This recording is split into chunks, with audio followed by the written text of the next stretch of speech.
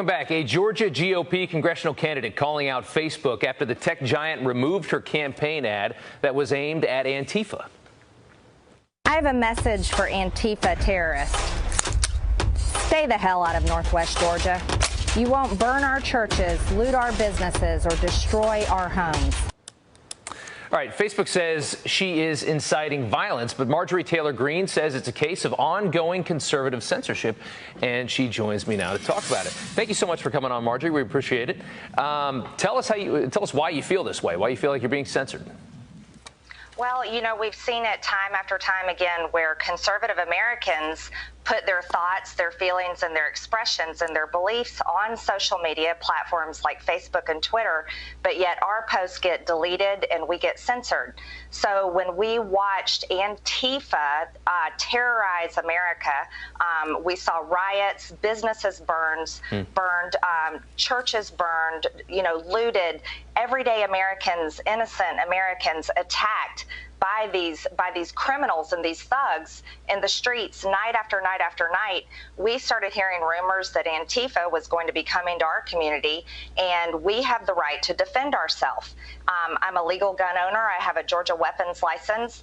I'm a business owner. I'm also a wife and mom, and I have every right to stand there and say, do not come and burn our churches, loot our businesses, and destroy our homes. We have our right to defend ourselves, and we have freedom of speech to say so.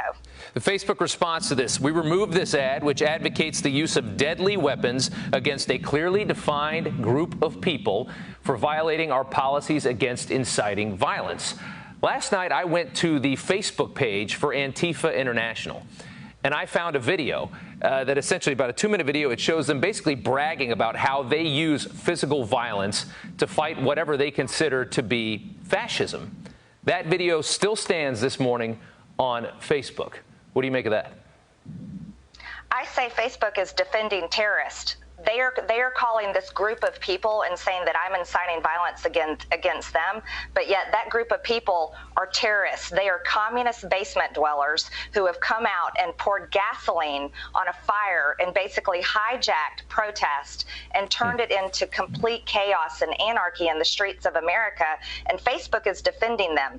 They're not allowing us, everyday Americans, to defend ourselves. They're choosing the side of anarchist and terrorist. Bill Barr says he has proof that Antifa has been behind some of this, the hijacking of these protests and all the mayhem we saw in this country about a week ago. Let's talk about Twitter here for a second. We're going to broaden this out to just basic tech bias. Twitter got into a lot of hot water for basically clarifying a President Trump tweet and also calling it glorification of violence. We can pull it up here on the screen if we want. This tweet violates our policies regarding the glorification of violence based on the historical context of the last line, its connection to violence, and the risk it could inspire similar actions today. Twitter, as we flip over to this site, is full of nonsense, yet they only go after the president. What do you make of that? I think that we see Facebook and Twitter, they're both the same. They're so leftist in their beliefs, and the leftists, they're become the thought police. They basically declare themselves God and judge us for our thoughts, and it's completely wrong.